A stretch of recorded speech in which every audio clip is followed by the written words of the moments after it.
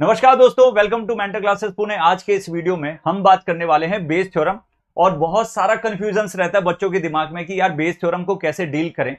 और ये सिचुएशंस समझ में तो आ जाती हैं क्योंकि हमने 2-3 क्वेश्चन देख लिए, बट ये क्लियर नहीं हो पाता है कि एक्चुअली इसका आंसर कैसे निकाला जाए। तो बहुत सारे कंफ्यूजन्स होते हैं और बच्चों के आंसर बहुत गलत आते हैं। Let's start one by one कि बेस थ्योरम एक्चुअली बोलता क्या है और ये कैसे कंडीशनल प्रोबेबिलिटी से रिलेटेड है। My self Praveen Jangid and welcome to mentor classes Pune. Let's start Bayes theorem. तो यहां पे देखो बहुत सारी सिचुएशंस दी है। लेट अस कंसीडर कि B1, B2, B3, B4 ऐसे बहुत सारी सिचुएशंस है, म्यूचुअली एक्सक्लूसिव इवेंट्स है। और यहाँ पे एक रैंडम एक्सपेरिमेंट एक ही बात बोल रहा है किसी भी सैंपल स्पेस पे। अब BI ऑफ ए ऐसे लंबा चौड़ा फॉर्मूला है ना, डरना नहीं है क्योंकि कल तो एग्जाम है आपका। मैं आपको बड़ी सिंपल सिचुएशन इससे बता देता हूं। आपको ये समझना है, ये जो लाइन दी होती है ना, ये चीज बताता है कि कंडीशनल प्रोबेबिलिटी मतलब एक इवेंट ए हो चुका है, अब B1 इवेंट होना है। अब ऐसा सिचुएशन समझ लो, मेरे को है ना मेरे सामने 3 क्लासरूम दिख रहे हैं and I want to recruit है ना फील्डर, या फिर मान लो कि मुझे बॉलर सेलेक्ट करना है अपनी क्रिकेट टीम के लिए। तो पहली ये होना चाहिए कि मैं इन 3 क्लासरूम के अंदर किस रूम के अंदर मैं एंट्री करूंगा, क्योंकि मेरे को जाना तो एक ही बार है। तो मैं ऐसे चल के गया, मैंने इनमें से सेलेक्ट किया कि विच रूम, ठीक है, I have to select for a good bowler. और फिर उस रूम में जाने के बाद हर एक सेक्शन के अंदर 50-50 बच्चे हैं। इसका सीधा सा मतलब है कि उन 50 में से 1-2 बच्चे जो भी मेरी रिक्वायरमेंट है वो सेलेक्ट करूंगा। तो पहले मुझे रूम सेलेक्ट करना पड़ेगा। क्लियर? तो वैसा ही क्वेश्चन यहां पे दिया हुआ है। इन बोल्ट फैक्ट्री मतलब एक फैक्ट्री है जिसके अंदर डिफरेंट 3 मशीन्स आर गिवन। तो मान लो कि कोई एक फैक्ट्री मैं ले लेता हूं, ठीक है। मान लीजिए कि बेटा आपकी फैक्ट्री है और ये A machine, this is B machine, okay, and this is C machine. Clear है? तो they are the 3 machines which are producing the bolts. समझ गए ना, बोल्ट प्रोडक्शन। अब एक्चुअली क्या हो रहा है कि जो पूरा टोटल मैन्युफैक्चरिंग देखा है ना, मान लो कि कुछ 1000 टन का कुछ मैन्युफैक्चरिंग हुई, उसमें से 25% कौन प्रोड्यूस कर रहा है? तो 25% प्रोडक्शन जो है वो ए मशीन कर रही है।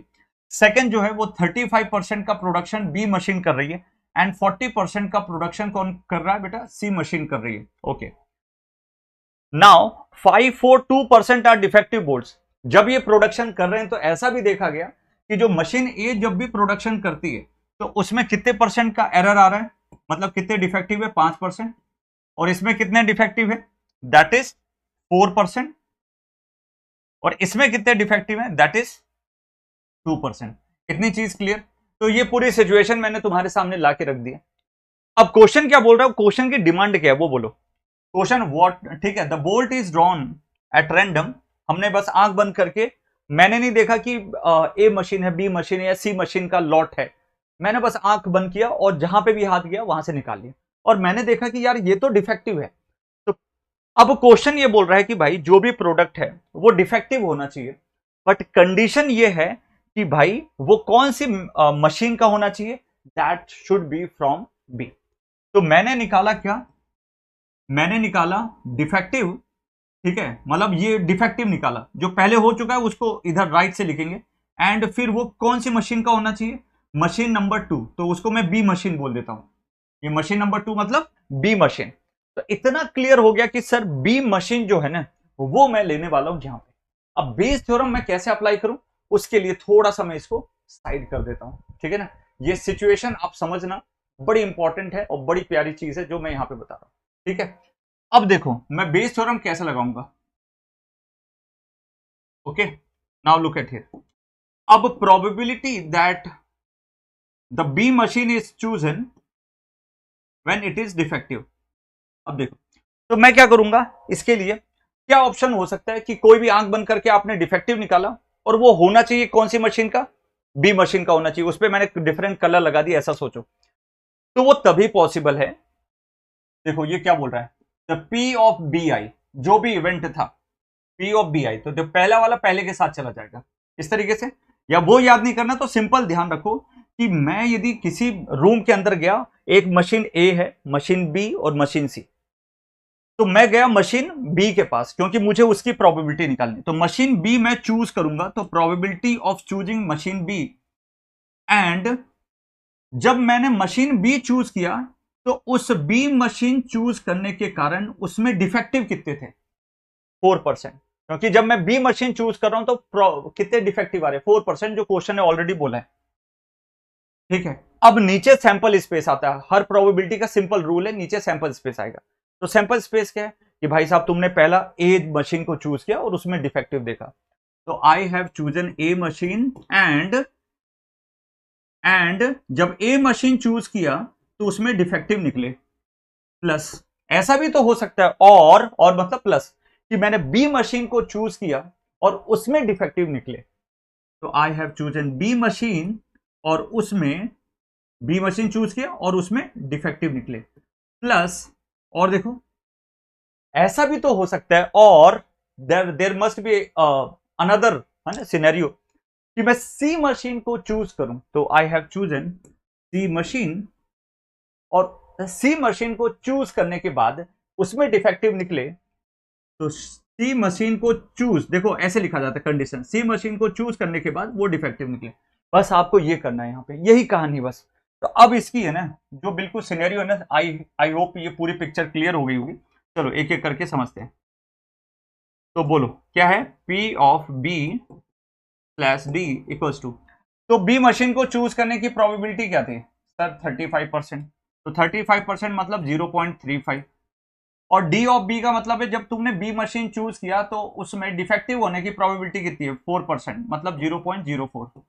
ठीक है, नेक्स्ट, तो अब कितना आ रहा है, अब वैसे ही है, ए मशीन को चूज किया, ठीक है, ए मशीन को चूज किया तो कितना आ गया 25%, 0.25 मल्टीप्लाइड बाय, और जब ए मशीन को चूज किया तो उसकी प्रोबेबिलिटी कितनी है 0.05, प्लस बी मशीन को चूज किया, प्रोबेबिलिटी कितनी है 35, मतलब 0.35, और जब बी मशीन को चूज किया तो आने की प्रोबेबिलिटी कितनी है 0.04।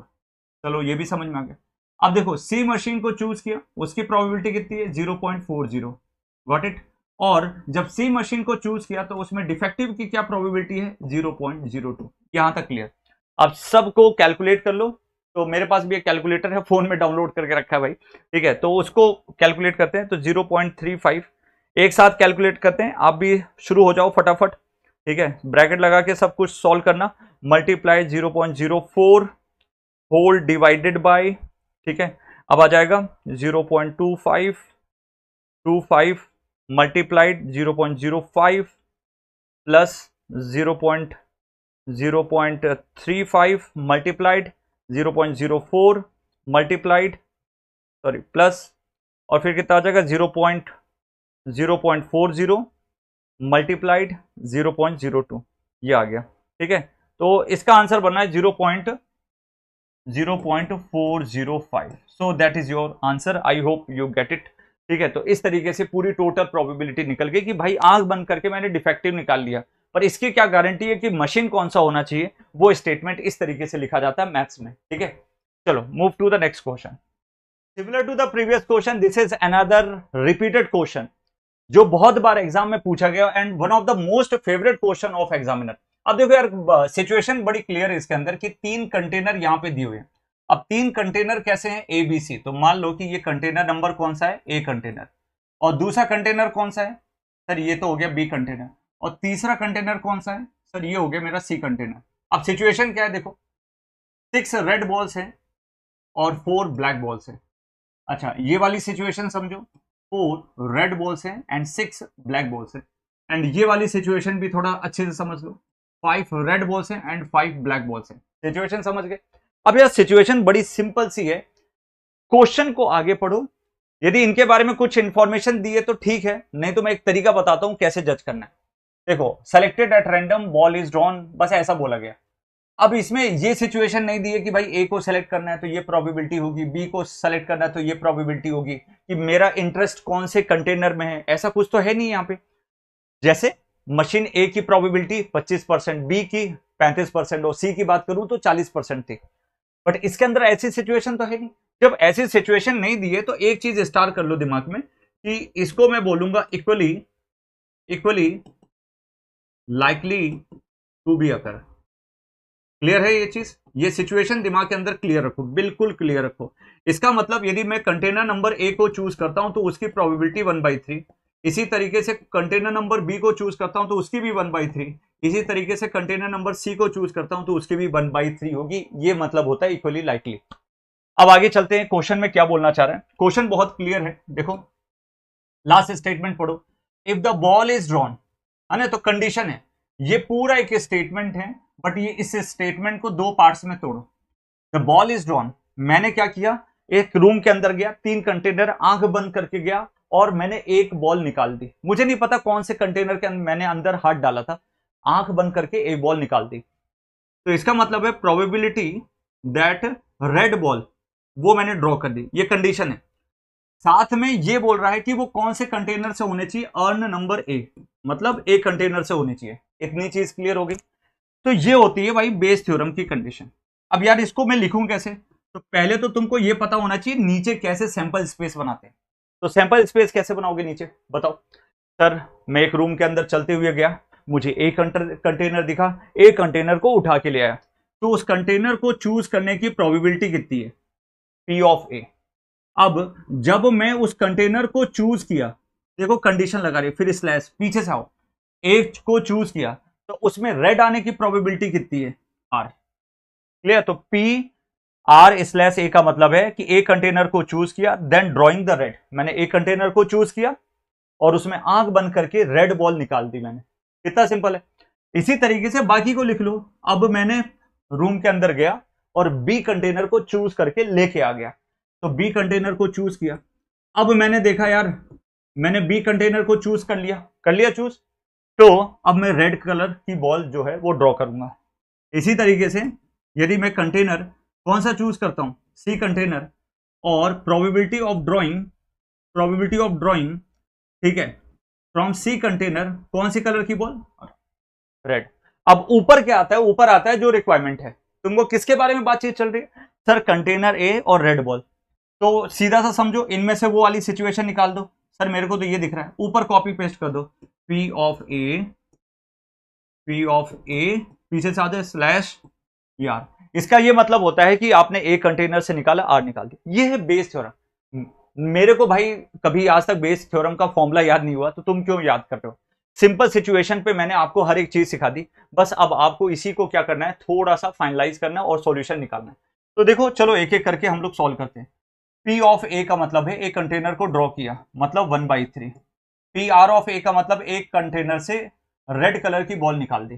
तो यार मैं एक कंटेनर में से रेड कलर की बॉल निकाल रहा हूं, तो कितना निकल गया बताओ, कितना निकल गया। P of drawing red colour ball कितना निकल गया बोलो। सर 6 रेड बॉल हैं और टोटल 10 हैं, तो 6/10। चलो 2 से कट करो, तो 2 3 6 और 2 5, तो आंसर इज 3/5। किसमें से ड्रॉ करी, जब मैंने एक कंटेनर चूज किया, तो एक कंटेनर चूज किया, रेड बॉल ड्रॉ करी, तो कितना आ रहा है 3/5।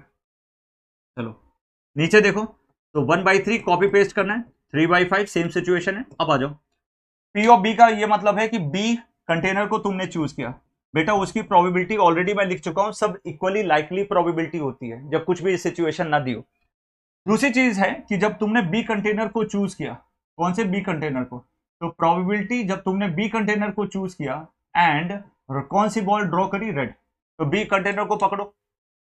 इसमें कितनी बॉल है, sir there are the 4 red balls and total 10, तो 2 2 4 और 2 5 10, तो आंसर इज 2/5 प्लस।